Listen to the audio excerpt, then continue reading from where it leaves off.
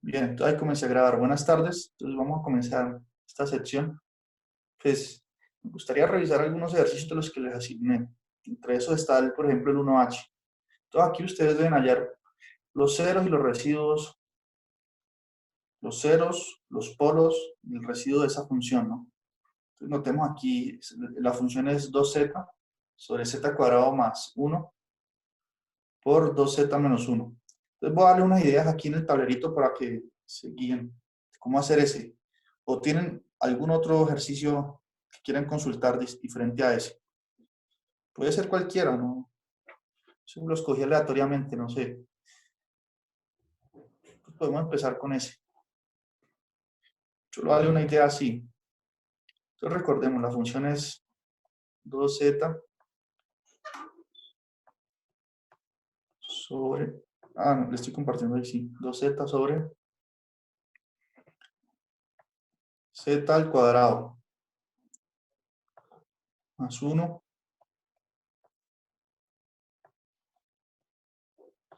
Bien, esto es un 2z menos 1. Entonces, la primera pregunta es cuáles son los ceros de esa función. ¿Alguien sabría decir cuáles son los ceros? ¿O qué es un cero? Entonces, recuerden, un cero es un número en el que la función se anula, ¿no? Aquí están llegando más integrantes. Entonces, un cero es un valor en el que la función se anula y que no se indetermina. Se anula solamente, en este caso, el numerador. Entonces, ¿en qué valor se anula este numerador? Cuando z es ¿qué?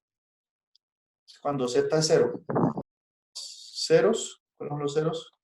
Entonces, mire que estos ejercicios son muy sencillos porque es solamente como de observar y ya, ¿no? De analizar. Ceros. Para este caso, pues ceros, ¿cuál? Z igual 0, ¿no? Porque ahí me daría 2 por 0, 0 se anula el numerador y el denominador me daría 1 por menos 1. Entonces me daría 0 sobre menos 1, que es 0. Entonces el 0, los ceros es muy sencillo de encontrar. Ahora, lo interesante es encontrar, por ejemplo, las singularidades. Entonces la idea es ver para qué valores de z se anula aquí el denominador. Uno que es evidente es el asociado, la singularidad asociada a este factor aquí. Por ejemplo, si z es un medio, 2 por un medio me da 1 y 1 menos 1, 0. Entonces se anularía, ¿no? Entonces tenemos una singularidad, por ejemplo, ahí. Singularidad en z igual un medio. Entonces, ustedes simplemente dicen, bueno, ahí se anula, dicen la razón y ya. Y aquí deben aparecer otras dos singularidades. ¿Por qué 2? Porque aquí el exponente de este binomio aquí, este factor, es 2, por lo tanto hay dos raíces. Entonces, ¿cómo tenemos las singularidades asociadas a este factor aquí? Pues muy fácil porque miren, hay una técnica para factorizar esta expresión. Esa expresión se puede escribir como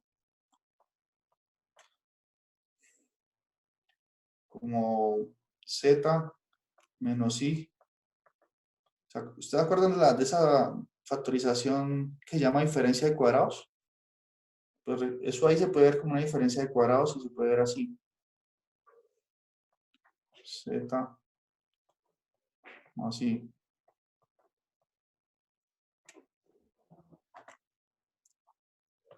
Bien, entonces en este caso, si ustedes hacen la multiplicación, ¿qué me da esto? Me daría z al cuadrado menos i al cuadrado. Y al cuadrado es menos 1, entonces me daría, o sea, si ustedes hacen esa multiplicación que yo indico aquí en estos dos paréntesis, pues me daría de nuevo z al cuadrado más 1. Es una factorización válida. Entonces de aquí tenemos otras dos singularidades que van a ser z igual a i, que es asociada con aquí con este factor. Y tenemos la otra singularidad que es z igual a menos i. Bien. Entonces esta función tiene tres singularidades. Aquí están las tres, z igual a un medio, z igual a i, z igual a menos i. Ahorita Ahí ya respondimos la mitad de las preguntas. Ahorita, ¿cómo se calcula el residuo?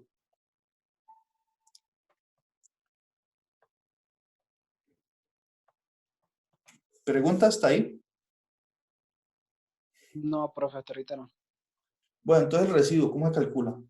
Note que estas singularidades todas son simples, porque cuando reescribimos esta, si sustituimos aquí, o bueno, es fácil ver que este es el numerador de la función y nada del numerador se cancela con algo del denominador. Entonces los tres polos van a ser simples. Entonces son singularidades, son polos simples. Escribir aquí. Entonces noten que es muy sencillo resolver este tipo de problemas. Polos simples. Escribir aquí es como complicado. Ahora, el residuo, ¿cómo se calcula? Entonces nosotros en la clase del sábado vimos una fórmula que dice así. Para calcular el residuo en un polo simple, multiplicamos la función f de z por el factor asociado a ese polo. Entonces, permítanme aquí, yo veo si tengo esas notas. Voy a mostrarles la cajita esa del teorema, solo para recordar. Recuerden que ustedes están libres de hacer preguntas aquí, en este momento.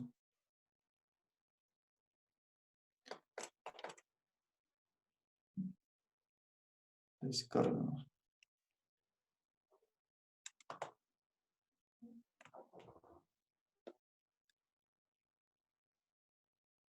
Voy a mostrar el resultado que vamos a usar para encontrar los residuos en los polos simples.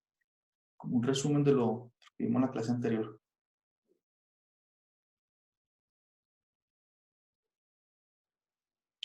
Esto aquí.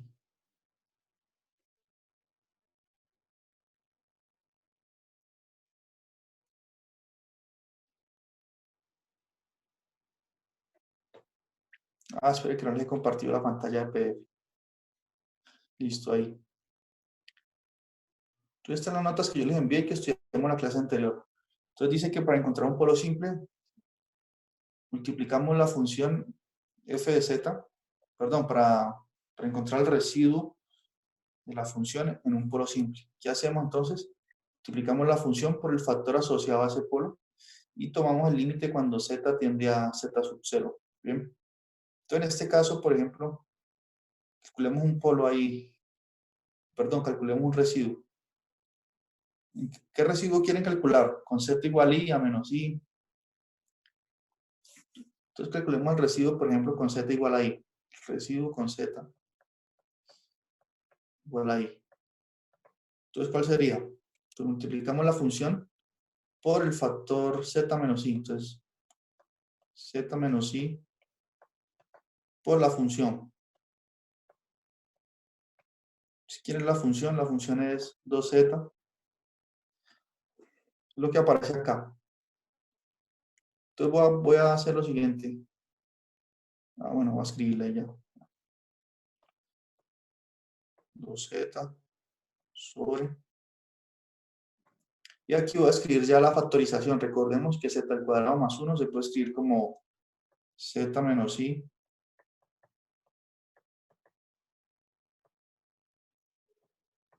por z más i. Y bueno, ahí ya z más i por 2z menos 1. Entonces, lo mismo que pasó en los ejemplos que mostré el sábado, ocurre una cancelación ahí. Se cancela, por ejemplo, aquí el factor z menos i, ¿no? Bueno, aquí me faltó escribir límite.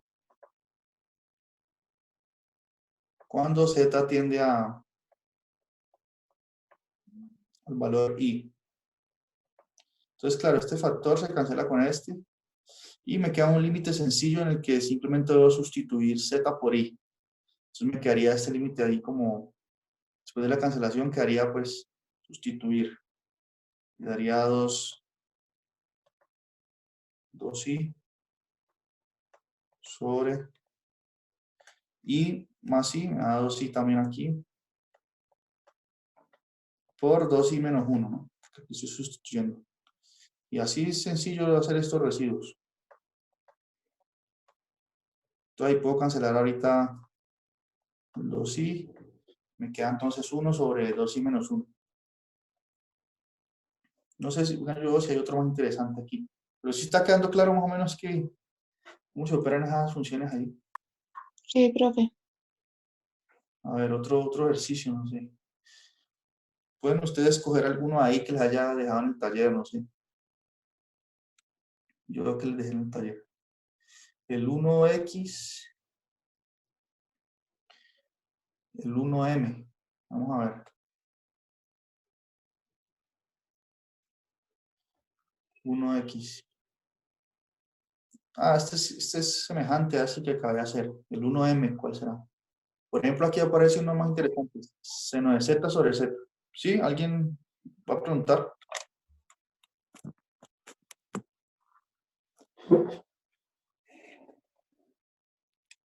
Entonces aquí aparece seno de z sobre z.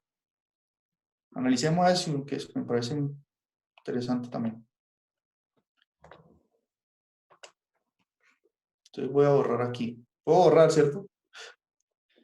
Igual va a estar quedando en el video. Entonces analicemos esta función. Seno de z. Un ejercicio que pedí para entregar también. Profe, Sí. una pregunta. Cuando hay un polo que uno de los valores de z es removible, ¿es necesario evaluar también ese límite? Usted dice una singularidad removible, ¿dice usted? Sí, profe. No, en ese caso, cuando tenemos singularidades removibles, no calculamos el residuo ahí. Simplemente decimos que una singularidad removible y ya. Pero en este caso, Listo, ¿usted profe. se refiere a este caso, usted se refiere a este caso aquí, seno de z sobre z? Porque miren que aquí ocurre algo No, muy profe, en el ejercicio, es en el ejercicio, si no estoy mal. Ah, ya. Es que el ejercicio es de integrales. Bueno, hay que mirar. Pero ahorita que usted menciona eso, aquí pasa algo así, porque noten algo. Mire, si z es igual a 0, si z es 0 aquí, ¿qué pasaría? Me daría seno de 0, que es 0. Y me daría 0 sobre 0. ¿Bien? Entonces, aquí tenemos un 0 sobre 0. Me daría 0 sobre 0. Entonces, este punto aquí se catalogaría, nosotros podemos probar que que z igual 0 es una singularidad removible. ¿Y por qué? Recuerden que la expansión de seno de z en serie de Taylor, ¿alguien se la sabe por ahí? Seno de z en serie de Taylor. Esta se puede escribir como z menos z a la 3, ¿cierto? Sobre 3 factorial. Si no estoy mal. Más z a la 5 sobre 5 factorial. Menos, y ahí va. Entonces noten que cuando hago la expansión de Taylor de la función seno de z, cada uno de los términos contiene un factor de z. Un z aquí. Cada uno de los términos contiene un factor de z. Por lo tanto, cuando divido esto entre z, divido aquí entre z, acá también. Entonces, ¿qué me va a dar como resultado? Como cada uno de los términos del numerador tiene un factor de z, entonces este z dividido entre z me da 1. Esto me da 1 menos z a la 2, porque le quito 1 al exponente sobre 3 factorial, más z a la 4 sobre 5 factorial. Entonces, ¿qué ocurrió? Que esa singularidad es removible, porque se canceló con un elemento del numerador. Esa fue la definición que dimos, singularidades removibles.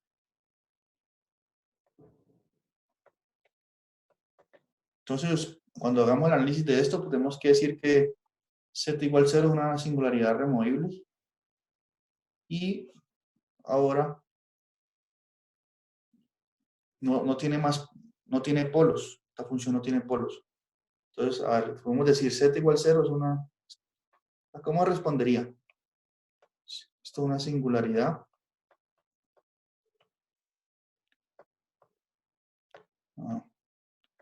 Singularidad es removible.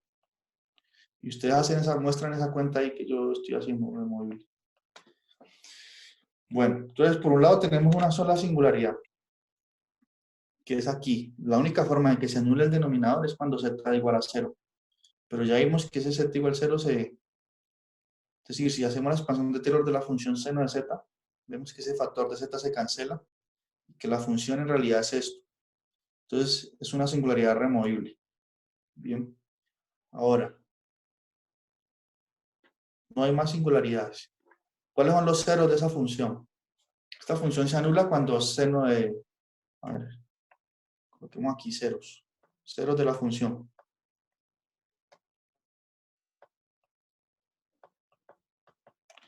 Los ceros son cuando la función se anula en el numerador. En este caso, seno de z se anula en qué valores. Por ejemplo, seno de 0 es 0, seno de pi es 0, seno de 2pi es 0, seno de 3pi. Entonces se anula en todos los números de la forma n por pi. ¿Listo? Donde n pertenece a los enteros. Es decir, n puede ser negativo, pero tiene que ser un número entero. Es decir, puede ser 1, 2, 3, de ahí en adelante. O puede ser -1, -2, -3. Por eso digo aquí, escribo este símbolo z, que es el símbolo del conjunto de los números enteros. Entonces son los ceros de esa función, porque eso es lo que hace que el seno de z se anule. Ahora, polos. Perdón, residuos. ¿Será que residuos tengo que hacer algún trabajo o no? Entonces, en residuos no vamos a tener que hacer nada. ¿Por qué? Porque nosotros tenemos solo una singularidad. Z igual a 0, pero es una singularidad removible. Y cuando nosotros hablamos de la definición de residuo, aquí en la definición de residuo dice lo siguiente. Uno calcula el residuo de una función haciendo la expansión de Laurent alrededor de un polo. Y escogemos el término que acompaña el factor 1 sobre z menos z sub 0. Miren aquí esta definición. Si una función compleja de f de z tiene un polo en el punto z igual a z sub 0, entonces el coeficiente a menos 1 del término 1 sobre z sub 0 en la expansión de Laurent de la función se llama residuo. Ahora, nosotros tuvimos nuestra función, que z igual a 0 es una singularidad removible, no es polo. Por lo tanto, en ese caso no aplicaría calcular ningún residuo, porque no tenemos polos. Los residuos se calculan haciendo expansión de Laurent alrededor de un polo. Y ya vimos cómo calcular ese residuo usando técnicas que no necesariamente o sea, usando técnicas, calcular un límite, sin necesidad de hacer toda la expansión, ¿no? Entonces, en este caso, pues, como nuestra singularidad es removible, pues no tenemos polos. Entonces, aquí uno dice que no aplica, pues no aplica.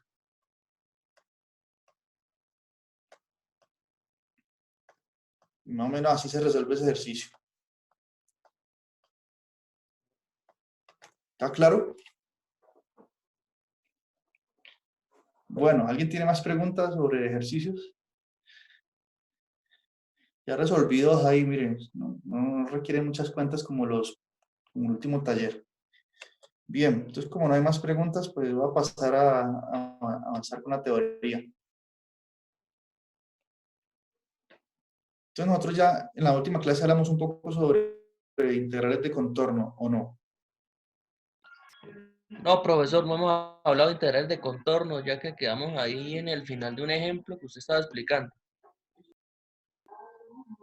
Ah, no hemos hablado nada de integrales de contorno. Dijo que iba a hablar más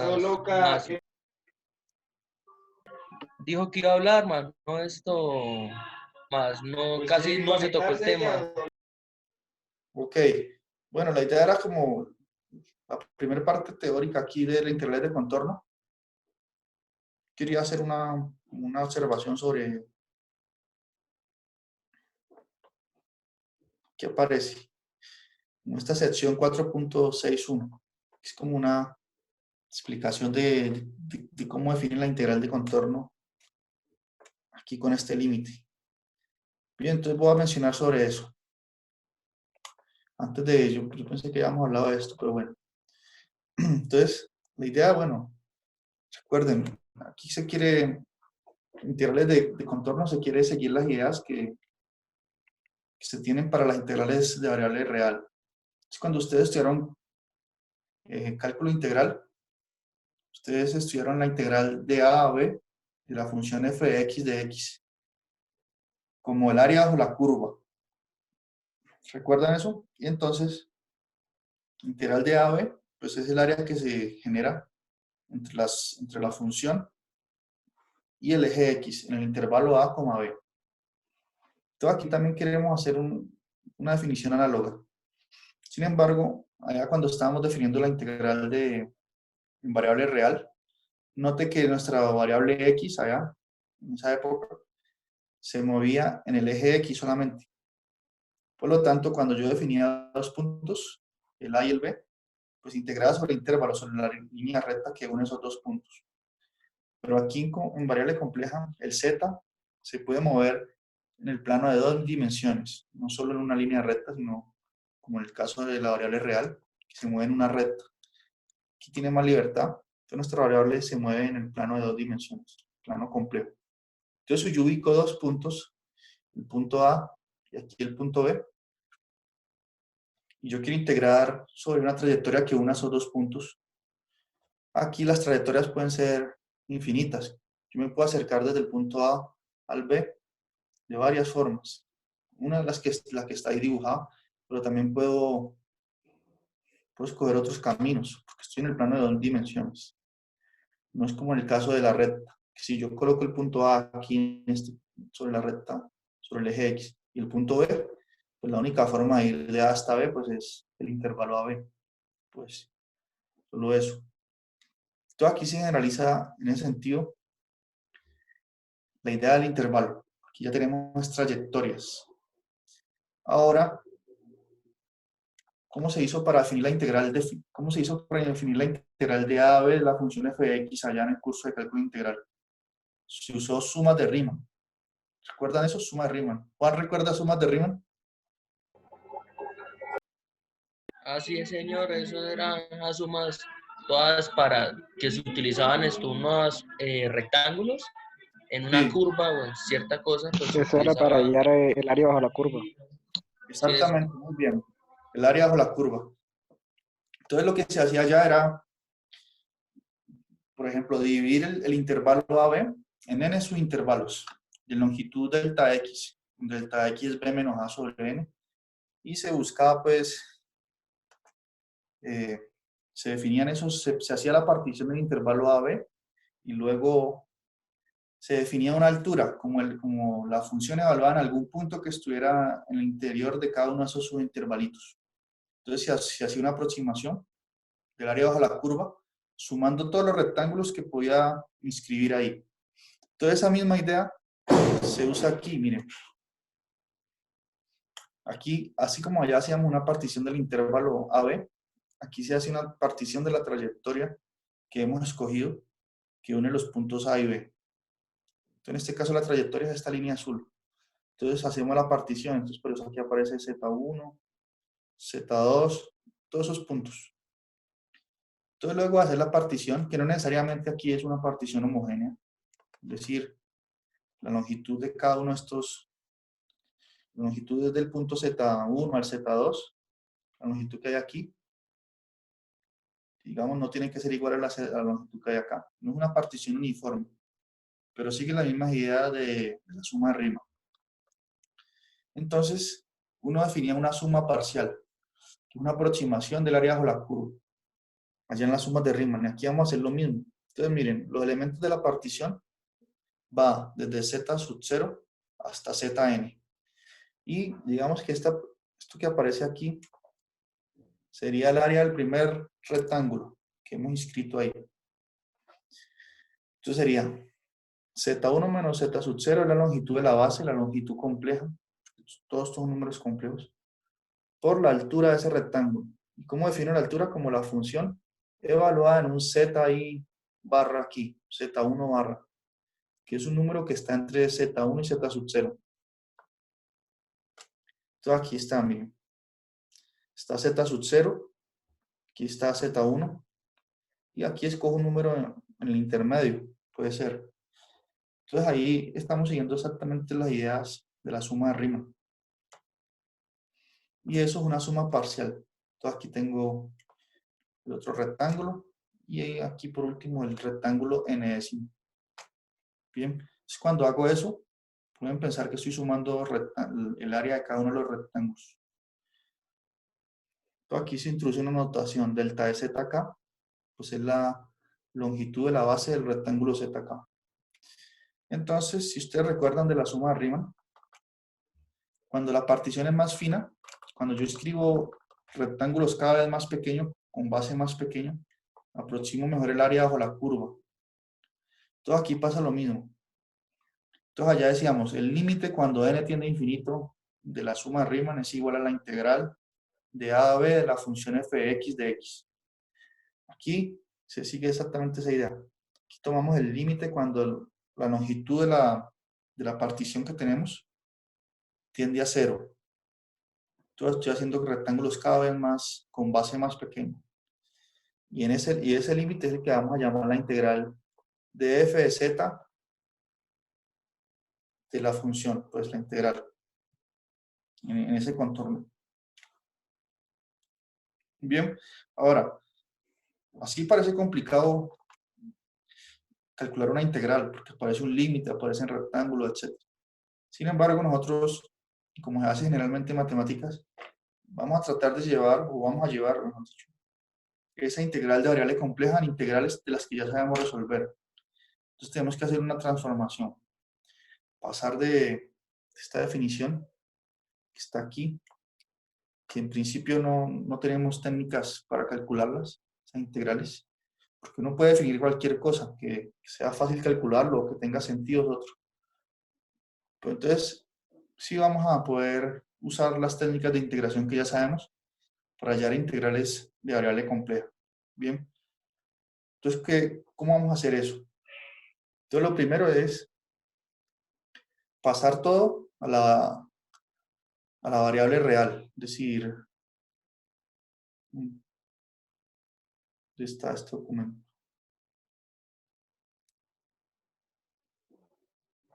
Entonces, eso se llama, un título que yo le puse a esto por aquí.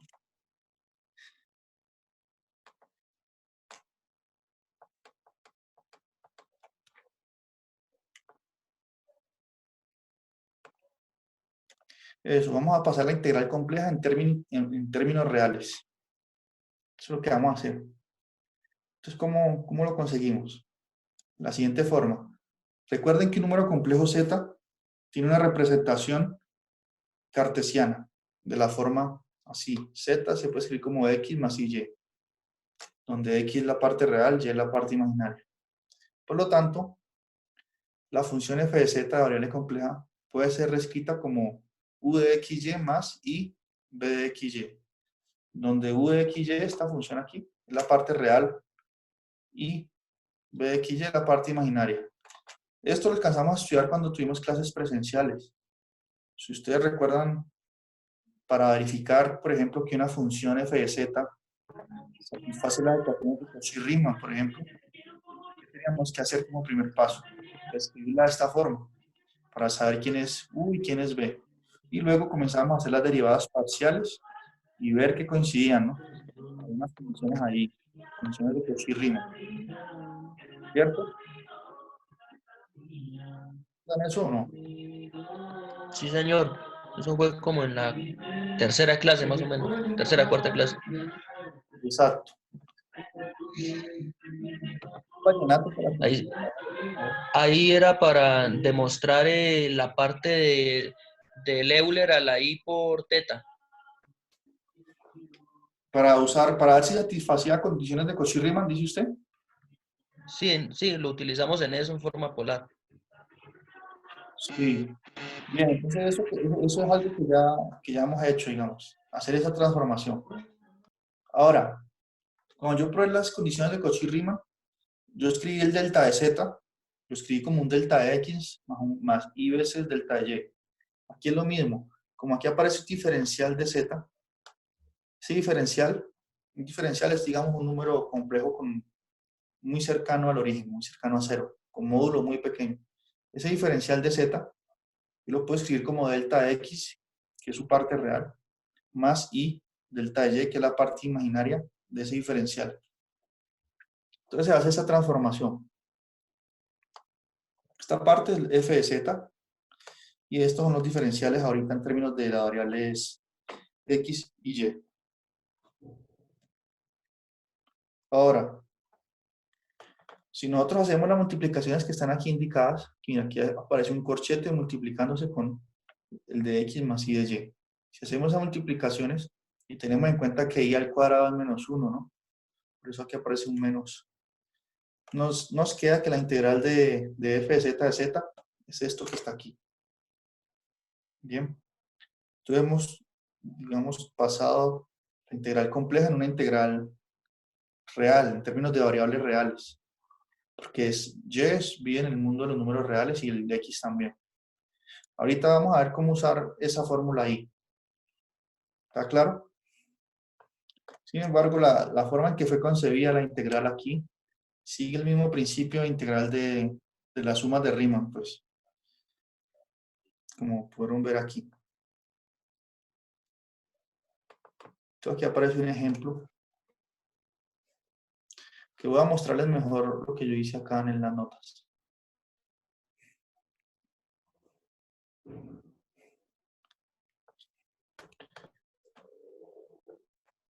Entonces veamos este ejemplo.